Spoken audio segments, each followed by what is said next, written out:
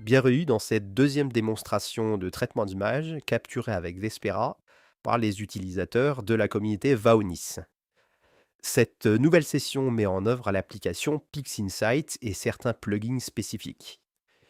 Il s'agit d'outils payants et si vous préférez en utiliser des gratuits, je vous invite à regarder la première vidéo de démonstration. Vous nous avez encore soumis des images vraiment spectaculaires et le choix a été très difficile. Pour cette deuxième session, je vais travailler à partir d'une image capturée par Neville Drake avec Vespera 2, la nébuleuse de la Carême. Alors c'est tout simplement la plus grosse et la plus brillante nébuleuse observable, mais comme elle est visible depuis l'hémisphère sud, elle est beaucoup moins connue que la nébuleuse d'Orion par exemple. Neville a utilisé le filtre dual band pour son observation et dans cette session, nous allons voir comment obtenir les couleurs si particulières que l'on voit souvent associées aux images capturées en bande étroite. Voici les caractéristiques de l'image capturée et comme vous pouvez le voir, la durée d'acquisition est vraiment impressionnante avec 40 heures, ce qui laisse présager un faible niveau de bruit et de nombreux détails. Évidemment, le très efficace mode multinuit de Vespera a été mis à contribution pour obtenir facilement le résultat de ces 40 heures d'acquisition. Je vais donc utiliser l'application PixInsight ainsi que Affinity pour la finalisation de l'image. Des plugins ainsi que des scripts populaires additionnels pour PixInsight vont également être exploités. La suite de plugins de RC Astro, Blur Exterminator, Star Exterminator et Noise Exterminator. Un script de la suite d'outils SETI Astro pour le retrait de gradient. Et le script Narrowband Normalization de Cosmic Photon. Vous trouverez un lien vers ces différents outils dans la description de la vidéo, ainsi que des indications pour les installer dans PixInsight. On se retrouve donc dans l'application PixInsight. Cette démonstration suppose que vous ayez déjà installé les plugins Blur Exterminator, Star Exterminator et Noise Exterminator et les scripts que j'ai mentionnés précédemment. Alors PixInsight présente une interface et une ergonomie assez inhabituelle qui peut être déroutante. Cependant, pour un traitement d'image classique, nous n'utilisons qu'un nombre limité des fonctionnalités essentielles. Je commence par ouvrir l'image brute au format TIFF. Comme le mode multinuit a été utilisé, il n'y a aucun empilement à faire. Toutes les données sont déjà enregistrées et l'image est directement prête pour le post-traitement. L'image apparaît complètement noire, ce qui est tout à fait normal tant que nous n'avons pas procédé au stretching. Elle est pour le moment en mode linéaire. Pour avoir un aperçu de l'image et des manipulations que je vais faire, j'applique un stretching temporaire. Je me rends dans le menu Images et je choisis STF Auto Stretch. Je peux aussi directement utiliser le raccourci de la barre d'outils. Il est important de noter que le stretching STF s'applique uniquement à la prévisualisation à l'écran. Il est virtuel et n'affecte pas les données d'image. Alors basiquement, PixInsight fonctionne en appliquant une succession de process ayant chacun une action particulière. Il est possible de rechercher les process et d'y accéder rapidement en utilisant l'explorateur de process qui se présente sous la forme d'une barre latérale. Si l'explorateur de process n'est pas affiché, rendez-vous dans le menu View, puis Explorer Windows et choisissez Process Explorer. Souvent, la première étape d'un workflow traitement d'image consiste à supprimer le dégradé de fond de ciel, qui est notamment lié à la pollution lumineuse. Il y a plusieurs outils disponibles dans PixInsight pour corriger ça, et je vais utiliser celui de la suite SETI Astro, Automatic Dynamic Background Extraction. Il suffit de taper le début de son nom dans le champ de recherche de l'explorateur de process, puis de l'activer pour ouvrir son panneau de commande. L'image de la nébuleuse de la Carène est peu affectée par la pollution lumineuse grâce au filtre dual band, et donc le dégradé de fond de ciel n'est pas très prononcé. On remarque quand même une légère différence entre le bas et le haut de l'image. J'applique directement le script avec ses paramètres par défaut, je coche juste Replace Target Image pour appliquer la modification sur l'image actuelle. La console permet de voir les détails du process en cours d'exécution. La nouvelle image qui est apparue montre le gradient qui a été extrait de l'image. Il faut lui appliquer un stretching temporaire pour bien le visualiser. Et comme je ne vais pas en avoir besoin, je la ferme pour éviter d'encombrer l'espace de travail. En utilisant les flèches annulées et appliquées à nouveau, je peux comparer le résultat avant et après retrait du gradient. Passons à l'étape suivante du workflow, la calibration des couleurs. Pour pouvoir réaliser cette opération, je dois d'abord m'assurer qu'une solution astrométrique est associée à l'image, c'est-à-dire que PixInsight est capable de savoir quelle est la région du ciel représentée dans l'image. Le process qui permet de réaliser ça s'appelle Image Solver et je peux le trouver dans l'explorateur de process comme d'habitude. Pour pouvoir l'utiliser, vous devez avoir installé les catalogues d'étoiles que vous pouvez télécharger depuis le site web de PixInsight. Donc je commence par faire une recherche sur l'objet qui se trouve dans l'image pour obtenir ses coordonnées astronomiques. Et ensuite, je complète quelques informations relatives au télescope utilisé pour la capture, ici Vespera 2. Je règle la focale sur 250 mm, la taille des pixels sur 2,9 micromètres.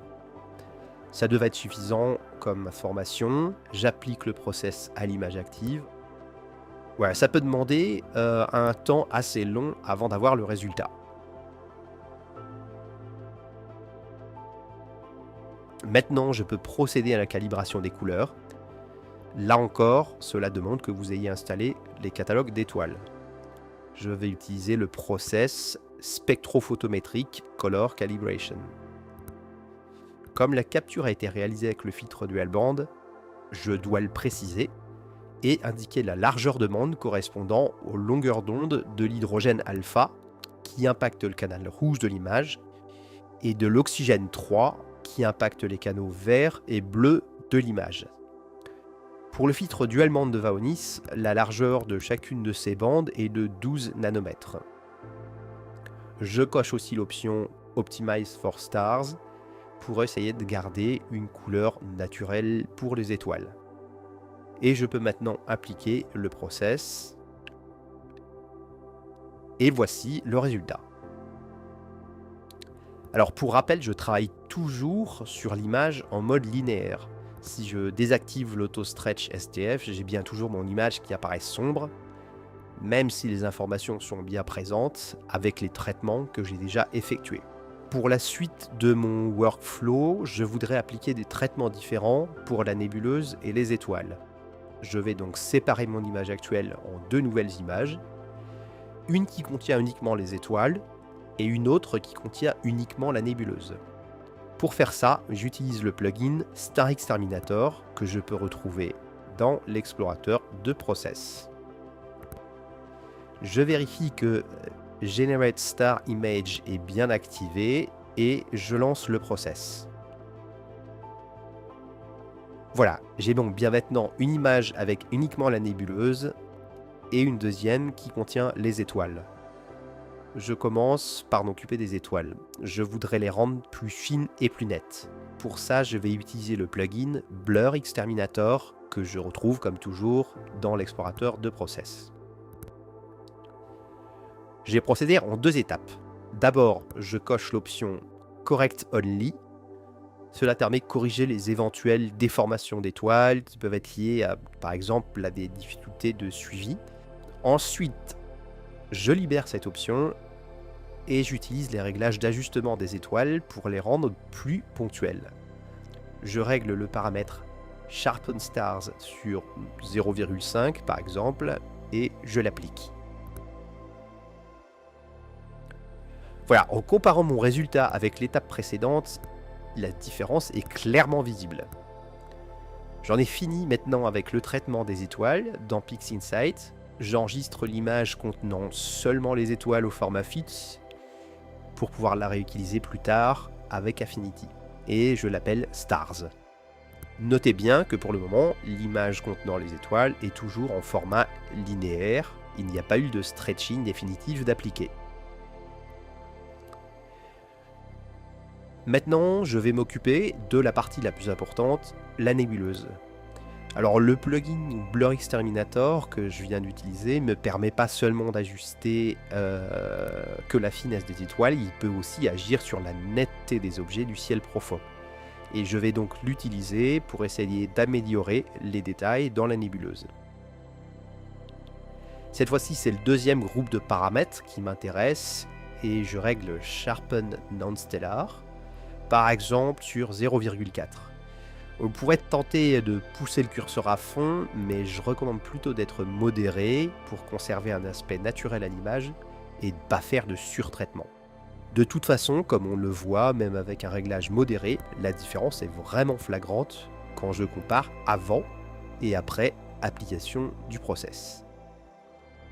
C'est maintenant que nous allons voir comment améliorer le contraste des couleurs et obtenir un rendu qui met en évidence les gaz qui composent la nébuleuse. Les nébuleuses en émission, comme celle de la carène, émettent essentiellement dans deux longueurs d'onde, celle de l'hydrogène alpha, qui correspond à du rouge, et celle de l'oxygène 3, qui correspond à un bleu-vert. L'oxygène étant le gaz le plus répandu dans l'univers et dans les nébuleuses, c'est pour ça qu'elles apparaissent globalement avec une dominante rouge, même si d'autres gaz sont bien présents. Au niveau de l'image, cela se traduit par un signal plus fort sur le canal rouge et un signal moins fort sur le canal bleu. Et l'objectif étant de faire ressortir la couleur bleue de l'oxygène 3, il faut rééquilibrer les différents canaux couleurs de l'image. Pour ça, j'utilise le process Narrowband Normalization, que je retrouve dans l'explorateur de process si j'ai bien fait l'installation. Comme palette, je choisis HOO pour hydrogène, oxygène, oxygène. C'est ce qui correspond à ce que j'ai réellement capturé, puisque le filtre dual band laisse passer ces deux bandes du spectre lumineux. Alors, si j'ai deux fois oxygène, c'est parce que les couleurs de l'image sont la combinaison de trois canaux, le rouge, le vert et le bleu. Donc si j'affecte le signal correspondant à l'hydrogène sur un canal, par exemple le rouge, qui correspond à sa couleur naturelle, il reste deux canaux sur lesquels je dois obligatoirement affecter une partie du signal. C'est donc celui qui correspond à l'oxygène qui va être affecté à chacun des deux canaux restants, le vert et le bleu. Alors évidemment, vous êtes libre d'expérimenter avec des palettes de couleurs différentes. Comme les modifications dans PixInsight ne s'appliquent pas en live, je clique sur cette icône en forme de cercle au bas de la palette pour afficher une fenêtre de prévisualisation. Et ensuite, je règle luminosité sur Preserve, je diminue un peu le paramètre Blend Amount à 0,5 et je laisse les autres paramètres par défaut. Les couleurs que je peux voir dans la fenêtre de prévisualisation ne sont pas tout à fait celles que j'ai envie d'obtenir comme résultat final, mais je vais pouvoir retoucher ça par la suite. Ce qui est important à cette étape, c'est que j'ai maintenant un contraste de couleurs bien marqué qui met en évidence les zones plus riches en oxygène 3. Maintenant, je ferme la fenêtre de prévisualisation et j'applique le process à l'image. Et voici le résultat. Jusqu'à maintenant, j'ai toujours travaillé sur l'image dans un état linéaire. D'ailleurs, si je désactive le stretching virtuel, je vois bien que l'image est toujours très sombre. Je vais donc maintenant procéder au stretching réel de l'image. Bon, si je tape Stretch dans la barre de recherche de l'explorateur de process, on peut voir qu'il en existe une multitude dédiée à cette fonctionnalité. J'ai utilisé celui qui s'appelle Multiscale Adaptive Stretch, qui est assez simple à mettre en œuvre et donne de bons résultats. Je m'assure que le stretching ST virtuel est bien désactivé et je clique sur l'icône en forme de cercle au bas de la palette pour afficher une fenêtre de prévisualisation. Alors comme je vais faire d'autres traitements sur l'image par la suite, je préfère appliquer un stretching plutôt doux. Je fais en sorte que le résultat ne soit pas trop contrasté, j'évite notamment d'écraser les tons sombres pour conserver les subtils nuages de gaz qui sont visibles dans les régions en haut de l'image. Rappelez-vous que le fond de ciel n'est jamais complètement noir, particulièrement dans les régions de la Voie lactée où du gaz se trouve un peu partout. L'arrière-plan de votre image ne devrait donc pas être complètement noir non plus. Voici les paramètres que j'ai choisis pour ce stretching. Je ferme la fenêtre de prévisualisation, j'applique le stretching à l'image et voilà le résultat. En zoomant dans l'image, je constate que malgré les 40 heures d'exposition, il y a encore un peu de bruit. Bon, celui-ci est cependant très limité et va être facile à supprimer. Pour ça, j'utilise le plugin Noise Exterminator. Je règle tous les paramètres à fond et je l'applique.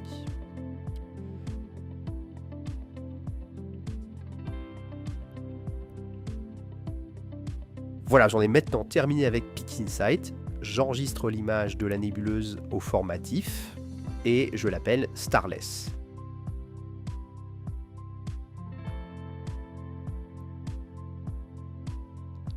Je passe maintenant dans Affinity. J'ouvre l'image Starless. Si vous avez besoin d'en savoir plus sur le principe de fonctionnement d'Affinity, je vous invite à regarder la première vidéo de démonstration. Dans Affinity, les réglages s'appliquent en temps réel, ce qui permet quand même plus de souplesse. Je vérifie d'abord que je suis bien dans l'espace de travail pixel. Je vais commencer par augmenter légèrement le contraste de l'image et diminuer une subtile dominante bleue dans le fond du ciel. Pour ça, j'utilise un calque de réglage courbe. Je commence par un ajustement dans les tons sombres sur la globalité de l'image, puis ensuite sur les canaux verts et le bleu, pour obtenir un fond de ciel globalement neutre. Encore une fois, j'évite qu'il soit trop sombre. Je passe maintenant à la partie plus créative qui est l'ajustement des couleurs. Alors, mon objectif est de redonner aux nuages de gaz d'hydrogène ionisé leur couleur rouge et d'accentuer le bleu correspondant à l'oxygène 3. J'ajoute un calque de réglage de correction sélective des couleurs. Dans le menu couleurs, je choisis rouge, je diminue fortement le cyan à moins 90% et j'augmente légèrement le magenta et le jaune à plus 25%. Je choisis ensuite la couleur jaune, j'augmente le curseur de jaune aux alentours de 20%. Je poursuis avec la couleur cyan, je pousse le curseur cyan au maximum et je réduis légèrement le jaune à moins 15%. Enfin, je passe sur la couleur bleue, j'augmente le cyan vers 45% et je réduis le jaune vers 20%.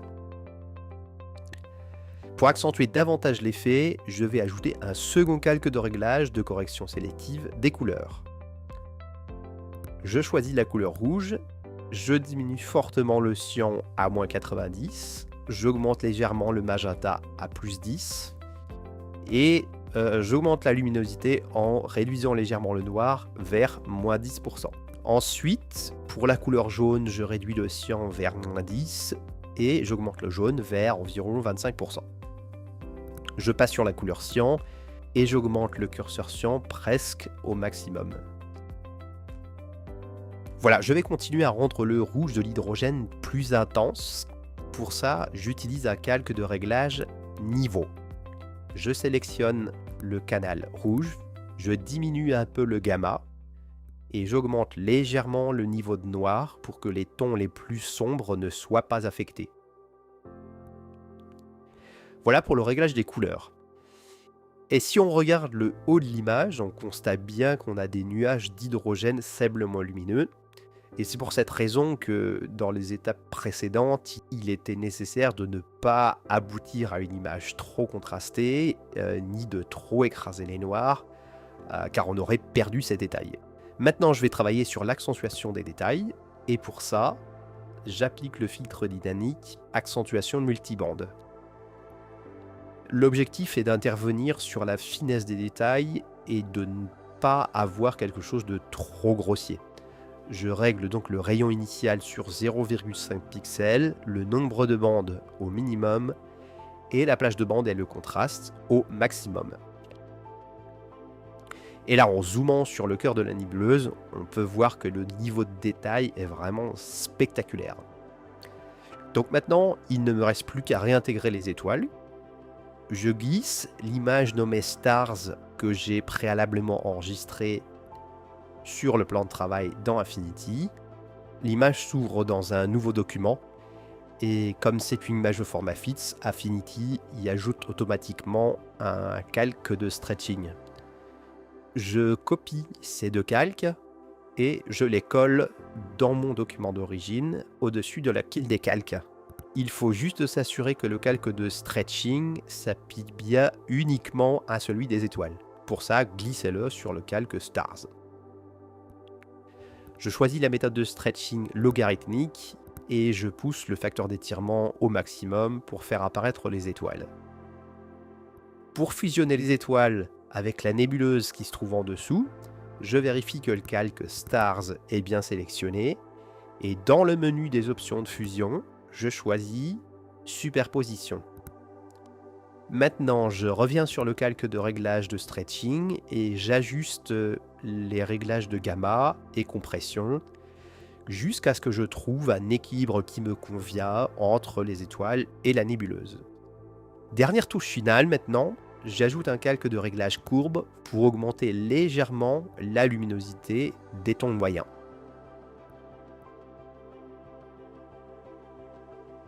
Alors l'avantage d'Affinity, c'est que le workflow est non destructif, c'est-à-dire que je peux revenir sur tous les réglages précédents, les ajuster et voir en temps réel l'effet de la modification. C'est donc très pratique pour faire de nombreux essais de réglage jusqu'à trouver le résultat qui vous convient. Et donc maintenant, il ne me reste plus qu'à enregistrer mon fichier de travail. Et voici le résultat comparé avec l'image proposée directement par Vespera dans l'application Singularity.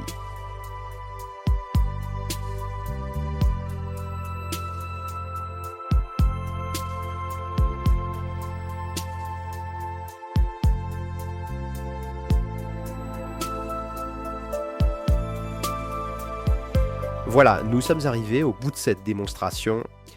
Si vous avez des questions, vous pouvez les indiquer dans les commentaires. Et n'oubliez pas que vous pouvez aussi regarder notre première vidéo de démonstration qui met en œuvre d'autres applications.